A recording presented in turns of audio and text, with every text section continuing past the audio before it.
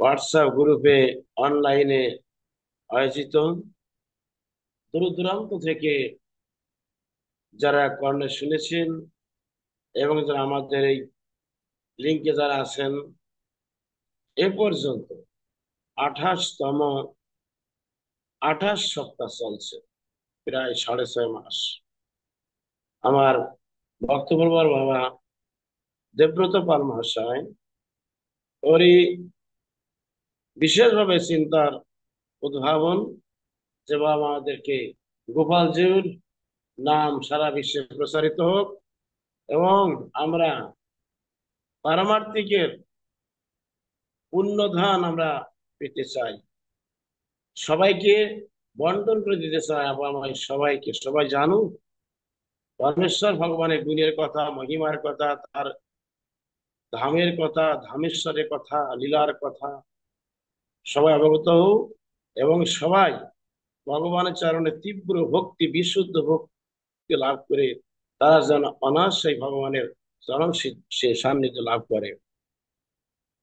আমি তার কথায় একমত হয়ে আরো আমাদের ভক্তের সঙ্গে সবাই সম্মতিক্রমে, পরম্পরার সম্মতিক্রমে আজ এ পর্যন্ত আমাদের এই প্রতি মঙ্গলবার এই 8:30 থেকে 10:30 আমরা যে পরমেশ্বর ভগবান গুরুচরণে আমরা থেকে আমরা চিন্ময় আনন্দ, অপ্রাকৃত চিন্ময় আনন্দ অনুভব করছি, এর থেকে আমরা কি আশা করতে পারি?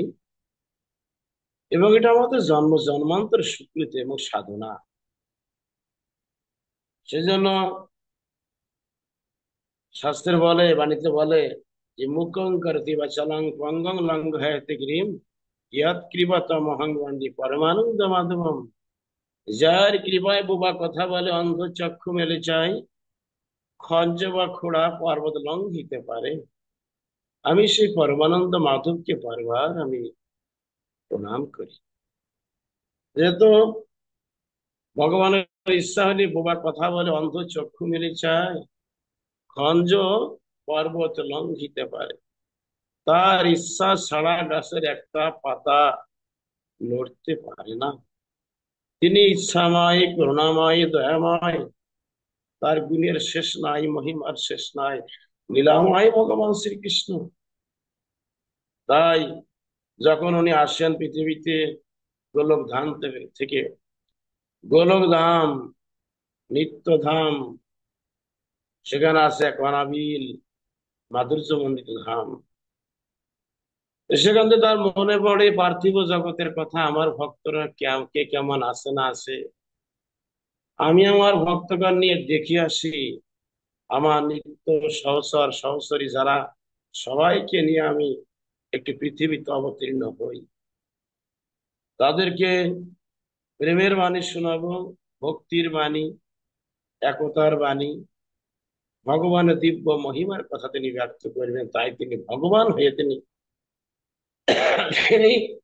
সরাট পুরুষ, তিনি অক্ষয় অব্যয়, তাকে ধরা জানা ছোঁয়া যায় না, নিরাকার, নির্বিশেষ, আবার তিনি সবিশেষ, আবার তিনি শাখা। কার কাছে শাখা? ভক্তের কাছে শাখা। নিরাকার কার কাছে? যারা নিরীশ্বরবাদী, যারা জ্ঞান নিয়ে যারা মাতামাতি করছে, তাদের কাছে ভগবান নিরাকার। তাই আমার মহাপ্রভু কলিযুগের, তিনি আমাদের পরমেশ্বর ভগবান, তার এই আদর্শিত পথে আমরা চলছি। আচরিত আদর্শিত পথ একটাই, ভক্তির মাধ্যমে ভগবানকে অনায়াসেই প্রাপ্ত করা যায়। তিনি নিজেই ভগবান, তো তিনি নিজেই শালগ্রাম সেরার সেবা করেছেন এবং তিনি নিজে গিরিরাজের সেবা করেছেন। গিরিরাজ এখনো বৃন্দাবন ভাগবত নিবাসে ওনারই সেবিত গিরিরাজ এখনো সংরক্ষিত। এরকম হাজার হাজার প্রমাণ তিনি আমাদের দেখিয়ে গেছেন, দেখা গেছেন। এই জন্য তোরা সবাই সাকারে বিশ্বাসী হয়, একমাত্র ভগবানই সেব্য আর আমরা সবাই সেবক। তাই তিনি আজ থেকে 5251 আগে কংসের অত্যাচার, মা ধরিত্রী ক্রন্দন, দেবতাদের আর্তনাদ, তাদের স্তুতিতে ভগবান আবির্ভূত হয়েছিলেন। কোথায় কোথায় আবির্ভূত হলেন? সে ধাম বৃন্দাবনে, কংসের কারাগারে তিনি লীলা প্রকাশ করলেন। এক অমিয় মাখা লীলা, মাধুর্য মণ্ডিত লীলা, তার নিজ জন নিয়ে লীলা করলেন। নিত্য সিদ্ধা, কৃপা সিদ্ধা, সাধন সিদ্ধা, তিনি সবাইকে নিয়ে সেই বৃন্দাবনের যে লীলা, গোলক বৃন্দাবনের যে লীলা, সেই লীলাটাই হলো আমাদের ভৌম বৃন্দাবনে। গোলক বৃন্দাবনের একটা জ্যোতি প্রকাশ লেগেছে আমাদের ভূ বৃন্দাবন। অতএব এটাও চিন্ময়, ওটাও চিন্ময়। সেই জন্য বৃন্দাবন তার একমাত্র স্থান ছিল। 168 মাইল, 84 ক্রোশ, ভক্তের নাম ছিল বৃন্দা, তার নামে করলেন বৃন্দাবন। অনেক লীলা তিনি করেছিলেন, লীলার কোনো তার শেষ নাই, অন্ত নাই। আমরা এই দামোদর মাস চলছে বর্তমানে। গত একাদশী, তার আগের একাদশী, অর্থাৎ দুর্গা দেবীর বিসর্জন অন্তে যে একাদশী পরের দিন হয়, এর নাম পাশাঙ্কুশা একাদশী। পাশাঙ্কুশা, ওই দিন রাত 3টার সময় স্নান করে সংকল্প করেছি, গোবিন্দ, হে দামোদর, তোমার প্রীতি বিধানের জন্য অদ্য থেকে 1 মাস পর্যন্ত, উত্থান একাদশী পর্যন্ত আমি বা আমরা এই ব্রত আমরা গ্রহণ করলাম। প্রত্যেকটা ভক্তরাই সংকল্পবদ্ধ ছিলেন। গত একাদশী গেল রমা একাদশী, আর আগামীকাল অন্নকূট মহোৎসব। এই মাসের ভিতরে অধিকাংশ লীলা হয়েছে প্রকাশ্য ধাম বৃন্দাবনে। যেমন দম বন্ধন লীলা, আমরা অষ্টক গাই, গোপাল অষ্টক আছে না, দামোদর অষ্টক। নমামি সাইরাম সচ্চিদানন্দ রূপম লসাদে কুণ্ডলম কপিলি ভ্রাজমানম যশোদা লোক লব্ধ ভবনম পরামৃষ্ট মত্যন্ত তত দ্রুতায়। যিনি গোকুল নামক অপ্রাকৃত চিন্ময় ধামে শোভমান, যিনি দধি ভাণ্ড ভগ্ন করার অপরাধের হেতু মাতা যশোদার ভয়ে ভীত হইয়া উদুফল হইতে লম্ফ প্রদান করিব অতি বেগে ধাবমান, মাতা যশোদাও তদপেক্ষা অধিক বেগে ধাবিত হইয়া চার পৃষ্ঠদের ধারণ করিয়াছিলেন।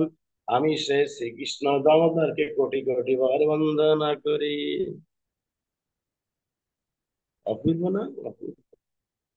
রুদান্তাং মহুর্নেত্র জগিনাং মৃজান্তাং করম ভজগিনাং শতঙ্ক শতঙ্ক নেত্রাম মোহ শস্য কাম্বোদ রেখাঙ্ক কণ্ঠে স্থিত গৃহবৈবাং দামোদরাং ভক্তি বদ্ধ।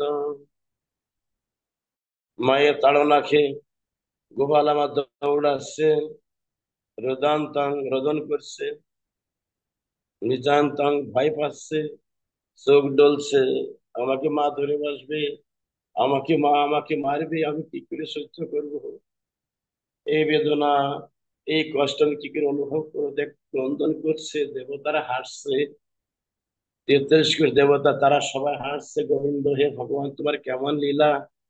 এটা কিন্তু আবার যোগমায়ার খেলা। যোগমায়া কখনো কখনো আমার গোবিন্দকে আশ্রয় করছেন, আর কখনো কখনো তিনি অন্তর্ধান হচ্ছেন। যখন অন্তর্ধান হন তখন মনে করেন আমাকে কে ধরবে, আমি আদি পুরুষোত্তম, অসমর্থ পুরুষোত্তম, আমার সমান কেউ নাই। গরম ভর দুই দুই চোখ ডলছেন, সাতঙ্কের আতঙ্ক, মানে নিজের আতঙ্কিত হচ্ছেন। নেত্রম, দুই নেত্র ভয়ে ভীত হয়ে পড়েছে, দুই নাম দিয়ে অবিরাম ভাবে অস্ত্র বিসর্জন হচ্ছে। করামাজ সাতঙ্গে মুহু শাসন মানে মুহুর্মুহু শ্বাস প্রবাহিত হচ্ছে, হাঁপাচ্ছে। হম। হ্যাঁ, হ্যাঁ, এরা হাঁপাচ্ছে। কৃষ্ণ আমার মুহু শ্বাস কম্পন রেখা কণ্ঠস্থিত, তার কণ্ঠে যে মালা দোলদুল্যমান দুলছে। গোবিন্দের গোলার মালার নাম কি? বৈজয়ন্তী মালা। কি নাম? বৈজয়ন্তী। এই বৈজয়ন্তী মালা হচ্ছে কি, 5 প্রকার ফুল দিয়ে একটি মালা করা হয়। গোবিন্দের চরণ পর্যন্ত লাগবে, একে বলে বৈজয়ন্তী মালা। মালা দোলছে, মালা দোলছে দোদুল্যমান। সেই দামোদর, সেই দামোদর, দাম প্লাস উদর, দাম মানে রোজ, উদর মানে পেট। আমার মা যশোদা রানী রোজ যদি বেঁধেছিল কোথায়? কোমরে। তাই তার এক নাম দাম উদর বা দামোদর। আমি দামোদরকে কোটি কোটি বার বন্দনা করি। ইতি দীর্ঘ সদলা ভয়ানন্দ পিণ্ডি সর্বসাং নিমজ্জন্ত মাক্কা পয়ন্তম তদীয় শীতকেশু ভক্রচিত্তম পুনঃ প্রেম তস্তং শতবৃত্তি বন্দে। বাহ! হুম, এরকম লীলা তুমি করছো গোবিন্দ। তোমার নিজের লীলা তুমি নিজে আস্বাদন করছো, জগৎকে দেখাচ্ছ, আমরা দেখছি। তোমার বৃন্দাবনের সবাইকে দেখাচ্ছ, দেবতারা দেখছে। হম। ইতি দিরিক সলীলা ভয়ানন্দ কুণ্ডে স্বগসং নিমজ্জন্ত মাক্কা পয়ন্তম তদীয়ে শীতকেশু ভক্ত শীততং পুনঃ প্রেম তস্তং। তুমি আমাকে পুনরায় সে প্রেম দাও, শতাবৃত্তি বন্দে, আমি সর্বদা বন্দনা করি। গোবিন্দ, আমাকে সে তীব্র ভক্তি দাও, আমাকে সেই প্রেম ভক্তি দাও, যে ভক্তির দ্বারা আমি তোমাকে অনায়াসে লাভ করতে পারবো। কি বলেন? ইদান্তে মুখম, ইদান্তে বপুর্নাথ গোপাল বালাং সদা মে মনুষ্য বিরাস্তা কি মান্য। হে গোবিন্দ, তুমি আমাকে বিশুদ্ধ ভক্তি দাও। ইদান্তে মুখম ভেদম ব্যক্ত নিলভিতং কুন্তলে সিংহ রক্তস্য গপ্পা মুহুর্সম্বিতং বিম্বা রক্ত ধরং মে মনুষ্য বিরাস্তাং লক্ষ্য লাভই। আমি লক্ষ লক্ষ বর্ষ ধরে, আমি লক্ষ লক্ষ বর্ষ তোমাকে আমি আশা করি না, তোমাকে আমি এই জন্য পেতে চাই। তোমার এই চরণ ছাড়া, তোমার ওই চরণ ছাড়া আমার আর কোনো গতি নাই। গোবিন্দ, আমায় কৃপা করো। নমদেব, নমদেব, তোমাকে নমস্কার করি। নমদেব দামোদরানন্দ বিষ্ণু প্রসিদ্ধ প্রভু। হে প্রভু, আমাকে তুমি প্রসাদ দাও। কি প্রসাদ? কৃপার প্রসাদ। কি কৃপা? আমাকে দর্শন দাও। নমদেব দামোদরানন্দ বিষ্ণু, নমদেব দামোদরানন্দ বিষ্ণু প্রসিদ্ধ, প্রসিদ্ধ প্রভু। দুঃখ চালাব্ধি, আমি দুঃখ সাগরে ডুবে যাচ্ছি প্রভু। এই দুঃখ সাগরে আমি অনন্তকাল ধরে ডুবে আছি। তুমি কৃপা করে আমাকে দুঃখ সাগর তুমি উত্তোলন করে তোমার চরণে আমাকে স্থান দাও। হে প্রভু গো। না, কি বললেন? নমদেব দামোদরানন্দ বিষ্ণু প্রসিদ্ধ প্রভু দুঃখ দালাবধি মগ্নম কৃপা দৃষ্টি, তুমি আমায় কৃপা দৃষ্টি করো, কৃপা দৃষ্টি।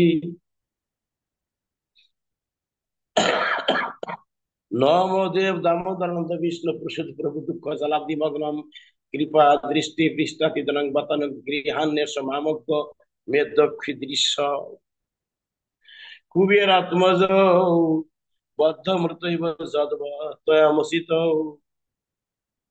হে গোবিন্দ, হে দামোদর, তুমি যেমন কুবের পুত্র উদ্ধার করলে, যেমন অর্জুনকে, মণিগ্রীব এবং নলকুবেরকে, তারা বৃক্ষ হয়েছিল নন্দ মহারাজের বাড়ির সম্মুখে নারদের অভিশাপে। অনন্তকাল তারা হাজার হাজার বছর ধরে তারা সেখানে তারা অবস্থান করছিল, কোথায় ঝড় বৃষ্টি তার পথে চলে গেছে। হে দামোদর, কুবের আত্মজ বদ্ধ মৃতৈব যদ্বৎ আমো তদ্রুপ, এই সংসার বৃক্ষে আমি বন্দী আছি গোবিন্দ।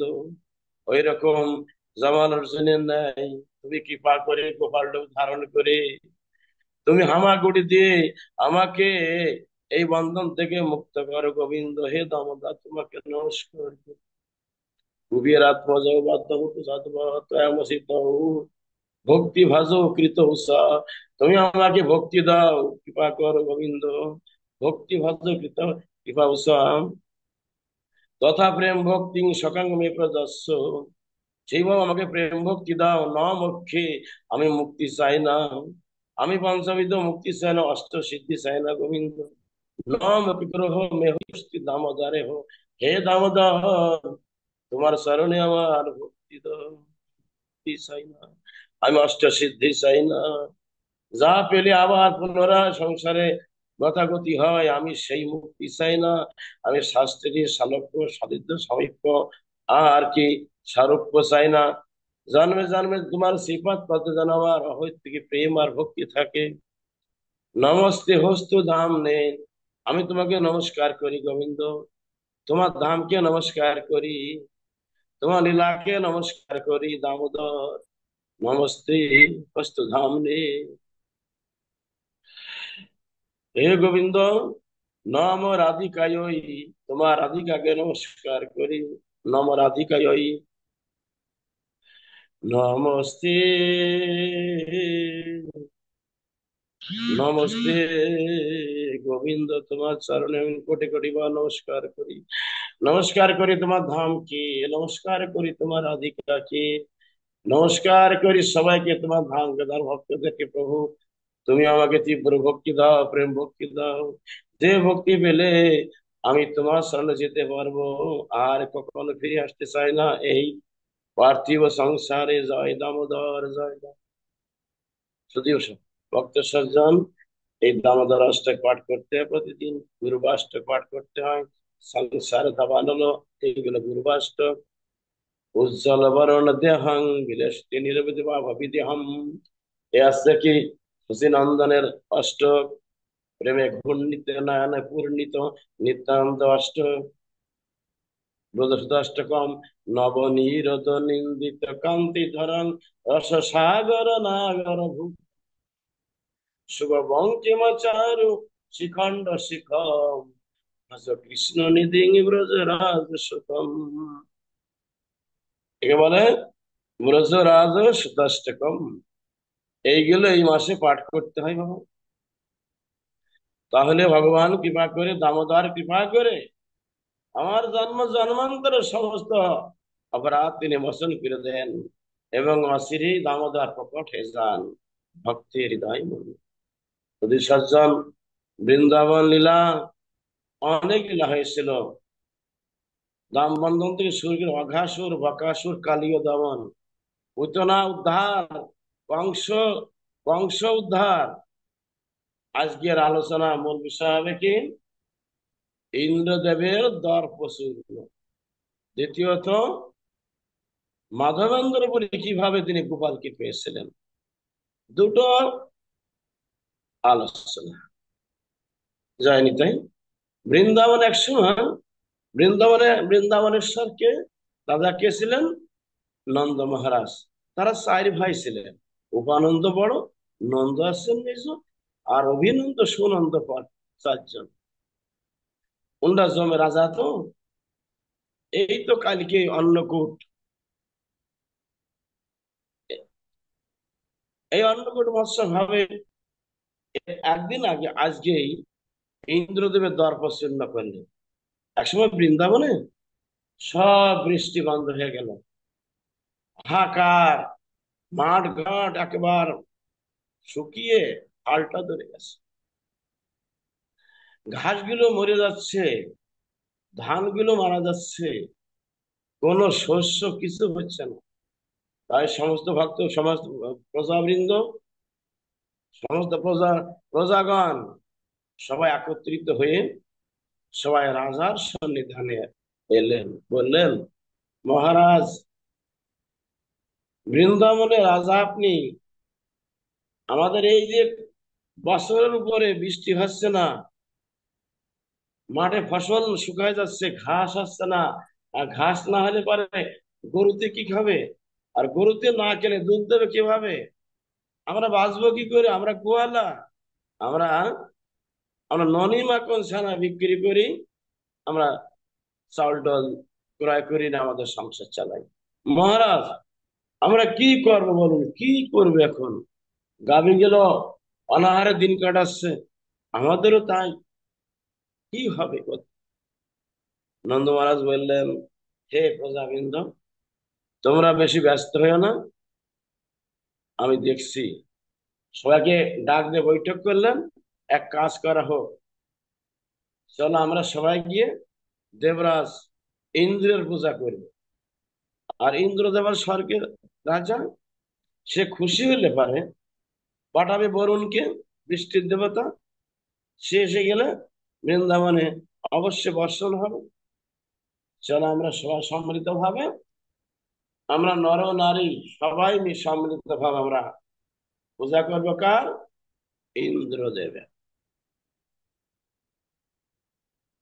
এইভাবে সমস্ত বৃন্দাবনের সমস্ত লঙ্গনাগণ, গোপীরা, গোপরা, কোটি কোটি গোপ গোপীরা সবাই সম্মিলিত হচ্ছে, ইন্দ্র পূজা করবে।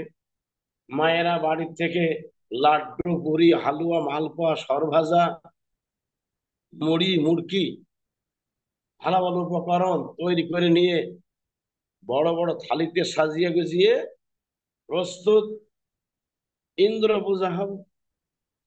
ঠিক এমন তো সময় গোপাল, তখন ছোট্ট গোপাল, 6 থেকে 7 বছর বয়স, সে দৌড়ে এসে বলছে কি, বাবা, ও মা, কার পূজা হবে গো? কার পূজা হবে? আরে বাবা, এটা হবে ইন্দ্রদেবের পূজা হবে। উনি আছে স্বর্গের রাজা না, দেবরাজ ইন্দ্র। উনি, ওনাকে পূজা করলে উনি প্রসন্ন হয়ে বরুণকে পাঠাবে, বৃন্দাবনে বৃষ্টি দেবে, বৃন্দাবনে গাছপালা গুলো আবার সতেজ হবে, ঘাসগুলো হবে, ধান হবে, ফসল হবে, শস্য হবে, আমরা বাঁচবো, আমাদের গরুগুলো বাঁচবে। কৃষ্ণ বলল, ওর বাবার শক্তি আছে নাকি ইন্দ্রদেবের, বৃষ্টি দিতে পারে?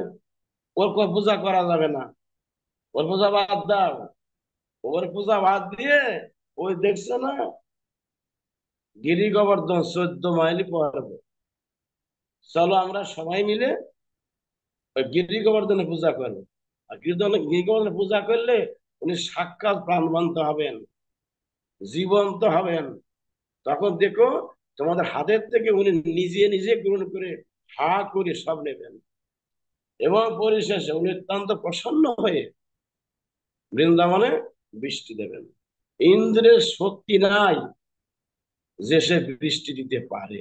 অতএব আমি ছেলে মানুষ, আমাকে তোমাদের রাখতে হবে, আমার কথা রাখো, ইন্দ্রের শক্তি নয় বৃষ্টি দিতে পারে, আর বরুণকে পাঠাবে না। অতএব ওটা বাদ দাও, সবাই যা যা করেছো মায়েরা, থালি ভরে নাও, ঝাঁকা ভরে নাও, বড় ঝুড়ি ভরে নাও, বড় বড় পাত্রে তোলো, তুলে এইবার সবাই চলো, আমরা ওই 14 মাইল পর্বত গিরির পূজা করব, গিরিরাজ। এখন ছোট্ট কৃষ্ণের কথা কেউ ফেলতে পারলেন না। সবাই বললেন, এই যে মায়েরা, এই যে গোপেরা, এই যে গোপীরা, এই যে সমনগণ, সবাই তোমরা থালি ভরে নাও, আমাদের গোপালের কথা কার্যকরী হবে, চলো আমরা, যেহেতু গোপাল তো রাজকুমার, নন্দ আমাদের একমাত্র ছেলে আছে গোপাল, তো সবাই চলো ওই গোবর্ধনে পূজা করতে হবে।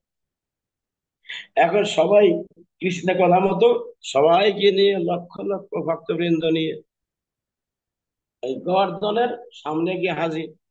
আমরা জানি এই গিরি গোবর্ধন পরমেশ্বর ভগবান, তিনি ধরবেন, আমি সেটা আলোচনা করবো আজকে। এই গোবর্ধনটা এনেছিল কে? পুলস্ত্য মুনি, শিবের ভক্ত, দ্রোণাচল থেকে। শ্রীকৃষ্ণেরই শ্রীমন্ত উৎপত্তি, তার হাই থেকে উৎপত্তি হয়েছিল, শালমলি দ্বীপে ছিল, দ্রোণাচলের পুত্র শালমলিতে ছিল অপরিচিত, তার পুত্র গোবর্ধন।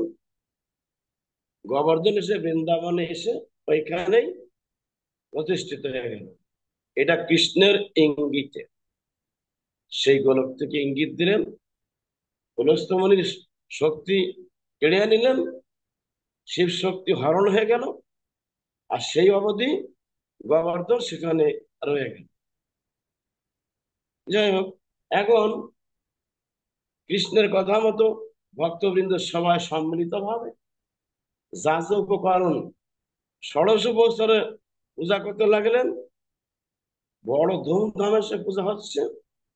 এই সময়টা দেবরাজ ইন্দ্রের গোয়েন্দা বিভাগ, তা- তারা দেখতে পায় মর্তে বা বৃন্দাবনে শিশু গোপালের কথা মতো ইন্দ্র পূজা বাদ দিয়ে গোবর্ধনে পূজা করতে শুরু করে দিয়েছে। এই সংবাদ নিয়ে পৌঁছালো ইন্দ্রের কর্ণে। ইন্দ্রের শোনা মাত্রই একেবারে অগ্নিশর্মা, রেগে আগুন। হ্যাঁ, আমার পূজা বাদ দিয়ে মানে সেই পাথরে পূজা করছে একটা ছোট্ট একটা কচি ছেলের কথা মতো। কেমন তুমি আমোদ দেখতে চাই? কোথায় ঝড় বৃষ্টি, বাদল, উজ্ঝটিকা, তুষার বৃষ্টি, হিমেল হাওয়া, তোরা যে যেখানে আসিস, বায়ু, অগ্নি, হ্যাঁ, তোরা যে যেখানে আছিস, সূর্য, যে যেখানে আসিস, একযোগে তোরা আক্রমণ কর বৃন্দাবন। দেখি বাচ্চা ছেলে কিভাবে রক্ষা করে। সবাই সম্মুখে হাজির হয়ে গেল। মহারাজ আজ্ঞা দিন। হ্যাঁ, তোরা এবার যা, তোরা গিয়ে বৃন্দাবনে ঝড়ি ঝটকা, কুজ্ঝটিকা, কুয়াশা, বৃষ্টি বাদল, ঝড় তুফান বা বাতাস, অগ্নি দিয়ে বৃন্দাবনটা ডুবা দিয়ে আসবে। দেখে তুই কিভাবে রক্ষা করিস বাচ্চা ছেলে, গোয়ালা ছেলে, গোয়ালা। ওরা ও কি জানে? আমাকে কই লবমান, আমি এর বদলা নেবো এই মুহূর্তেই। তখন তখন তাণ্ডব শুরু হয়ে গেল। ঝড় বৃষ্টি প্রচুর পরিমাণে হতে লাগলো। শ্রীকৃষ্ণ বললেন, ভয় নাই, ভয় নাই ব্রজবাসীগণ, আমার কোটি কোটি ভক্তগণ, আমার প্রজাবৃন্দ, তোমরা সবাই চলে এসো, আমি তোমাদের কি আশ্রয় দিচ্ছি। এই আমি তুললাম সত্যমাইল পর্বত। আমরা দেখতে পাই শুধু সজ্জন, যখন আমরা একটা ছাতাকে যখন আমরা মেলে ধরি, অনায়াসেই মাথার পর ধরি, ভগবান কৃষ্ণ কি করলেন? অনায়াসে 14 মাইল পর্বত এরকম উপরে তুলে নিয়ে বাম হাতের কনিষ্ঠাঙ্গুলি পরে ধরে রাখলেন। আমাদের ছোট্ট শিশু তো, সবার মাথা হচ্ছে বেঁধে তলে। উনি কি করলেন? একটা মিনি পর্বতে উঠে দাঁড়ালেন। সঙ্গে সঙ্গেই সবাই দাঁড়ালো, আর মাথায় বাজছে না। কৃষ্ণ বললেন, আমার ব্রজ গোপীগণ, ব্রজবাসীগণ, আমার গোপগণ, 33 কোটি দেবতাগণ, তোমরা সব কান পেতে শোনো, যে যেখানে আসো, তোমরা কেউ ভীত হয়ে না। আজকে অতি দর্প, হ্যাঁ, যে এত বড় দাম্ভিক, এত বড় অহংকারী, এত বড় দর্প ইন্দ্রদেবের, ওকে আমি হাতে কলমে দেখিয়ে দেব। আমি ওই দর্প শূন্য করব। তখন কোটি কোটি লোক বৃন্দাবনে যা ছিল, যাদব বংশ যা ছিল, সবাই গোয়ালা, যাদব বংশ এবং গোপেরা, গোয়ালারা সবাই আশ্রয় নিল। কত হনুমান বানর যা আছে ব্রজবাসীগণ গরু বাছুর দিয়ে সব গোবর্ধনের তলের সবাই আশ্রয় নিল। উপর থেকে উপর থেকে বৃষ্টি বাদল, ঝড় তুফান প্রচুর পরিমাণে হচ্ছে, কিন্তু বৃন্দাবনে একটা দুবলা ঘাস নড়লো না, একটা দুর্বা ঘাস ভিজলো না। চারিপাশে জল এসে, চারিপাশ জল সব উপসে গিয়ে ওই যমুনা দিয়ে বেরিয়ে চলে যাচ্ছে। হাজার চেষ্টা করেও বৃন্দাবনের একটা পাতা নড়াতে পারলো না অহংকারী অভিমানী দেবরাজ ইন্দ্র। ভগবান কি করলেন? উনি কি করলেন? ইঙ্গিত দিলেন, এই বৃষ্টি বাদল উজ্জটিকা ঝটিকা, তারপর অগ্নি, বায়ু, চন্দ্র, সূর্য, তোদের শক্তি আমি হরণ করে নিলাম। তোদের আর শক্তি নাই, যা তোদের অহংকার, তোদের গুরুকে পাঠা, অহংকারীকে পাঠা। তার সবাই কেঁদে বললো, প্রভু গো, মহারাজ, আমরা শক্তিহীন এসেছি, শক্তিহীন, আমাদের সমস্ত শক্তি থেকে বঞ্চিত হয়েছি। ওই ছোট্ট ছেলেটি আমাদেরকে ভয় দিয়ে আমাদের সমস্ত শক্তি ফিরিয়ে নিয়েছে। দেবরাজ ইন্দ্র অট্ট হাসি হেসে, আরে বোকার দল, আমি যাচ্ছি। ঐরাবত, ঐরাবত, প্রকট হও। হাতি এসে গেল। বজ্র, আমার ভয়ঙ্কর বজ্র কই, প্রকট হও।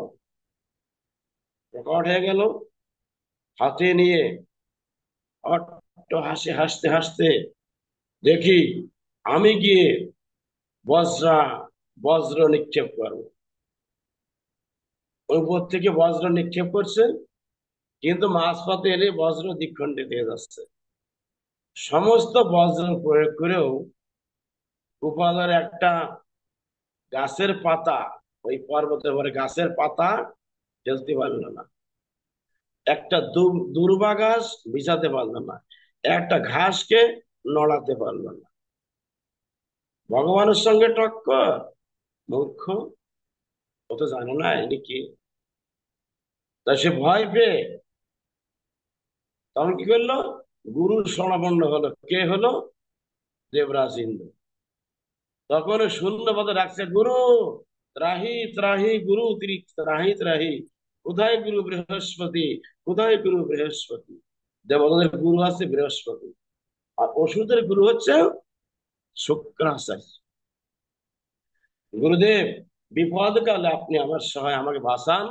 দেখুন আমার সেনাপতিগণ সবাই শক্তি নিয়ে এসে গেছে, এদের আর কিছু নাই। এদের নাই মানে, বায়ু, এদের নাই অগ্নি, এদের নাই বৃষ্টি বাদল, কিছু নাই। এখন এরা নিঃসমস্ত, এরা পড়ে আছে অথর্বের মধ্যে। তখন সঙ্গে সঙ্গে ধ্যান করলো কে? বৃহস্পতি। দেখতে পায় সর্বনাশ, মূর্খ শিষ্য মন। আরে মূর্খ, এ তুই কার সঙ্গে টক্কর দিতে গেছিস? ইনি যে ত্রিজগতের ঈশ্বর, অনন্ত কোটি বিশ্ব ব্রহ্মাণ্ড যার ইঙ্গিতে সৃষ্টি হয়েছে, যা ইঙ্গিত বা প্রলয় প্রাপ্ত হবে, যার ইচ্ছা ছাড়া গাছের পাতা নড়তে পারে না। আর তুই করলি কি বৎস, আরে কুলাঙ্গা! উনি বৃন্দাবন এসেছেন গোকুলে, সে অনাদির আদি শ্রী গোবিন্দ ঈশ্বর পরম কৃষ্ণ সচ্চিদানন্দ বিগ্রহ, অনাদির ও আদি গোবিন্দ সর্বকারণ কারণ। মূর্খ, গুরুদেব আমি কি করতে পারি, আমাকে বাঁচান। তোর একটাই পথ, তুই ওনার শরণে যা। যা, প্রভু আমাকে নিয়ে চলুন। আয় মূর্খ। তখন বৃহস্পতিকে নিয়ে আগে আগে যাচ্ছে, ক্রন্দন করতে করতে দেবরাজ ইন্দ্র। আর আমার গোপাল গরুগুলো ধেনুগুলো ছেড়ে দিয়ে বাড়ির থেকে মায়ের প্রদত্ত যে প্রসাদ, অন্নের প্রসাদ, দলা করা ডায়নাতে আর বা হাতে কেলি কদম্বের ডালটি ধরে নিয়ে উনি মৃদু মৃদু হাসছেন, আর ওই মায়ের প্রদত্ত অন্ন ব্যঞ্জন ভোজন করছে। এখন সরাসরি দেবরাজ গিয়ে, দেবরাজ ইন্দ্র কি ঠুসে পড়েছে। গুরুদেব বললেন, হে ভগবান, আমার শিষ্য অহংকারী, দুরাচারী ও দাম্ভিক আপনাকে চিনতে ভুল করেছে। আপনার প্রতি যে এত অন্যায় অবিচার করেছে, আপনি ওর ক্ষমা করে দিন। দেবরাজ ইন্দ্র বলতে লাগলেন, প্রভু, আপনি অনাদির আদি পুরুষোত্তম, আপনি সৃষ্টি প্রলয়ের কর্তা। এই বিশ্ব সরাসর আপনার ইঙ্গিত ছাড়া সৃষ্টি হয় নাই, আবার ইঙ্গিতের মাধ্যমে শেষ হবে, অপর ইঙ্গিতে আবার সৃষ্টি হবে। আমাদের সবকিছু দ্বারা আমরা আছি, 33 কোটি দেবতা আদি সবই আপনার চরণের দাস, আমরা দাসী। 14 ভুবন আপনারই সৃজিত, আপনারই সব অনবদ্য অবদান। গোবিন্দ ক্ষমা করুন। গোবিন্দ বললেন, দেবরাজ ইন্দ্র, আরে আমি তো ভগবান, আমার তোমার ধর্ম, তুমি হয়তো ভুল করতে পারো বৎস, আমি তো ভুল করতে পারি না। তোমার অহংকার আমি চূর্ণ করলাম। তখন সেই মুহূর্তে দেবরাজ ইন্দ্র স্বর্গের থেকে কামধেনু আনলেন, সুরভি, নাম সুরভি কামধেনু, এর বাছুর লাগে না, যখন তখন দুগ্ধ দহন করা যায়। আর ঐরাবত গিয়ে সহস্র তীর্থে জল নিয়ে এলো। অনেক ঐরাবত গিয়ে, হাতি গিয়ে সহস্র তীর্থ জল এনে গোপালকে মর্তলোকে একটা পদ্মাসন উপবিষ্ট করিয়ে, পদ্মের আসন, গোপাল বসলেন, গোপালের অভিষেক হবে। আর গাভীটা গিয়ে গোপালের মাথার পর চারিপাশে 4টে পা দিয়ে 4খানা বাট, বাট দিয়ে অবিরাম দুগ্ধ স্খলিত হতে লাগলো। আর সহস্র তীর্থে জল এনে ঐরাবতরা তারা সুর দিয়ে জল এনে এনে গোপালকে অভিষেক করতে লাগলো। এইভাবে দুগ্ধ স্নান, জল স্নান, ফলের দিয়ে স্নান, মানে যত রকম স্নান আছে, মহা অভিষেক হলো। কি অভিষেক? মহা অভিষেক। অভিষেক আনতে দেবরাজ ইন্দ্র চরণ ধরে কেঁদে পড়লেন, প্রভু আমার অপরাধ আপনি ক্ষমা করে দিন, আমি যেন জন্ম জন্মান্তর ধরে আপনার চরণ সেবা করতে পারি। আমি প্রভু হতে চাই না, আমি রাজা হতে চাই না, আমি দাস হয়ে আপনার সেবা করব। ভগবান বললেন, দেবরাজ, আমি তোমাকে স্বর্গের রাজা আমি তো করেছি, আর এটা ইন্দ্রাসন। তোমার মতো ইন্দ্র আরো অনেক কোটি কোটি বছর লেগেছে,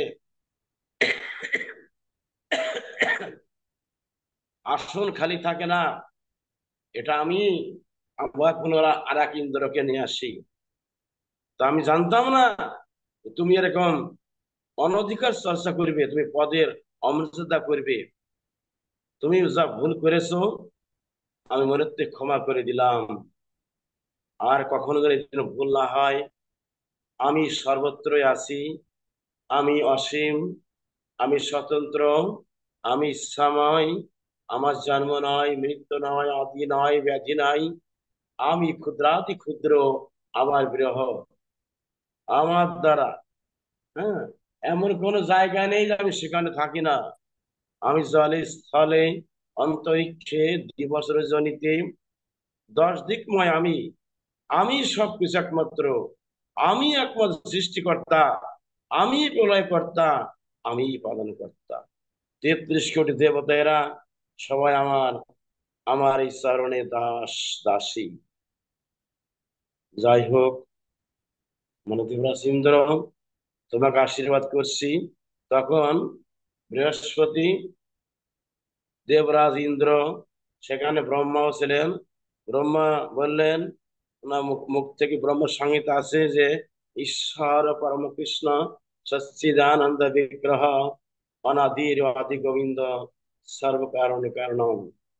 দেবতারা সবাই বেদধ্বনি করছেন, সমস্ত নর্তকেরা কীর্তন করছেন, গন্ধর্বগণ কীর্তন করছেন, সবাই ধুমধামের সহিত বৃন্দাবনের উপর থেকে নেমে তারা গোপালকে ঘিরে নিয়ে পরিক্রমা করতে লাগেন ভগবানকে।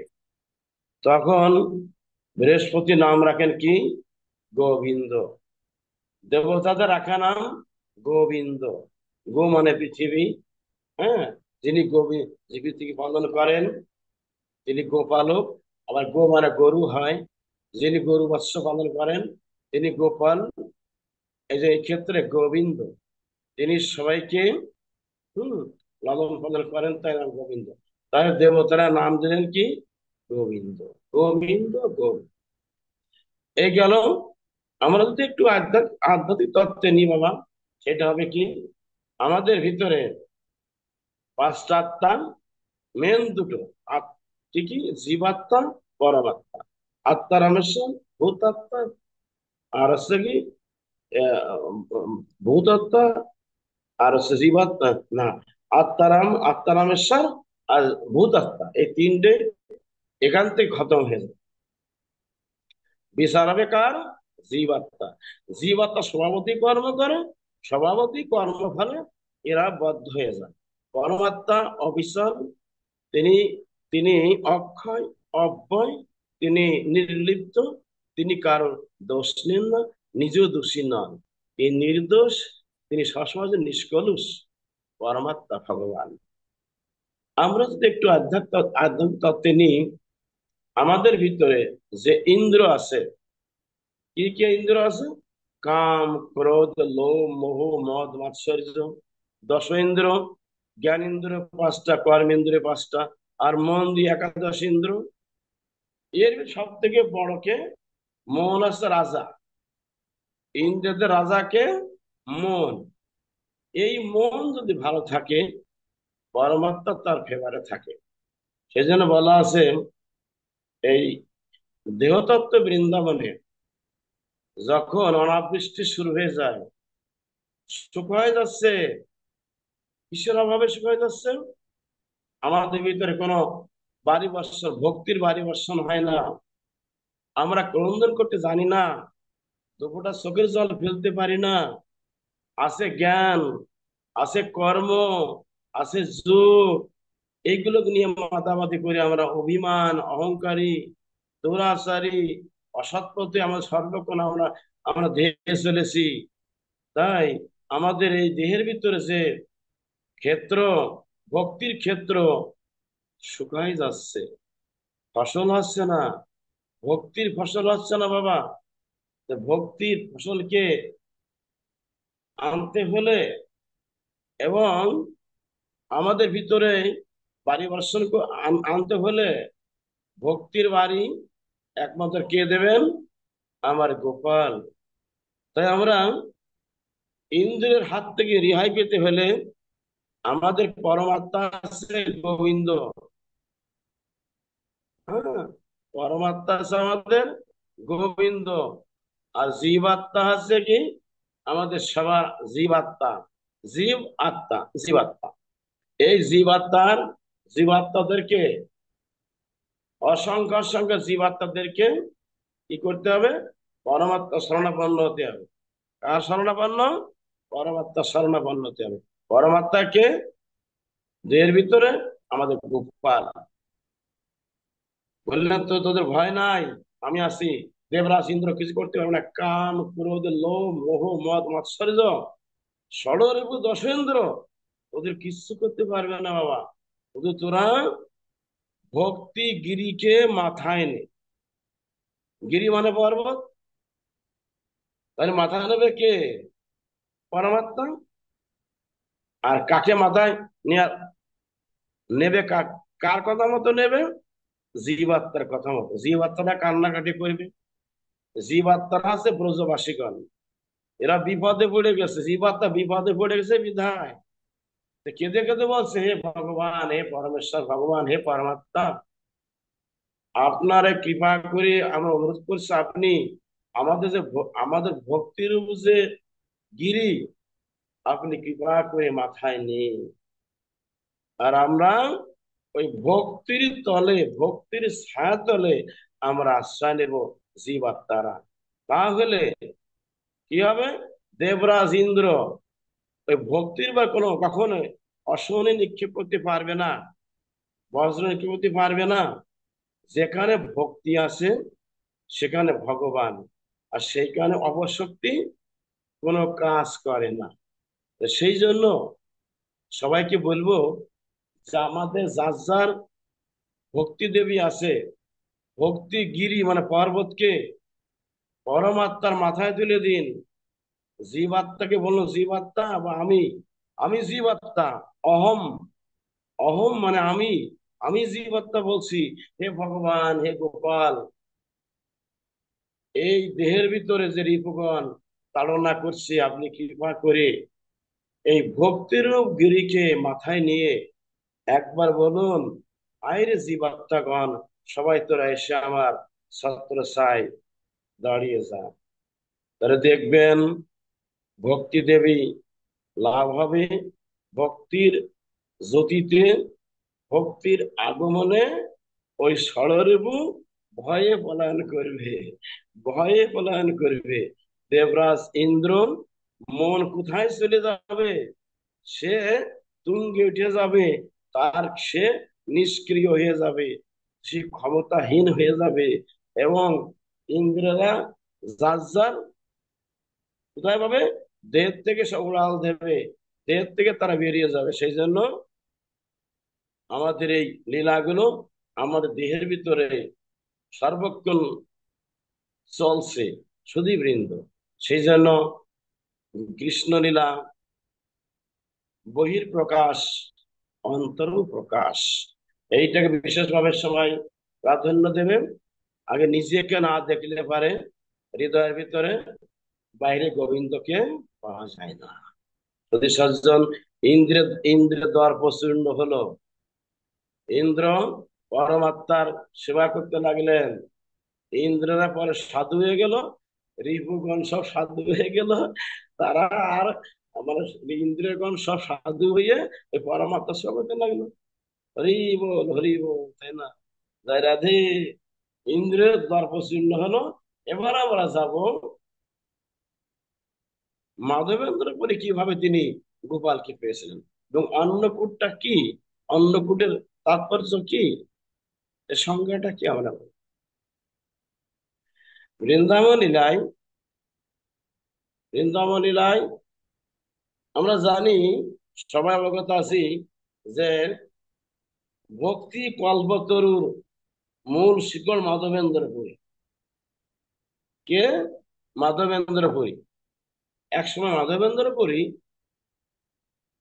শ্রীকৃষ্ণের অপ্রকটের পর, অন্তর্ধানের পর, মাধবেন্দ্রপুরী গোবিন্দ কুণ্ডের পাশে এক নির্জনে ভজন করছেন। উনি তো ছিলেন কি পরিব্রাজক এবং অযাচিত বৃত্তিকা, যে যে কোনোদিন নিতেন না, খেতেন না, এবং এক রাত্র এক ভিক্ষুকে বাস করতেন। কে?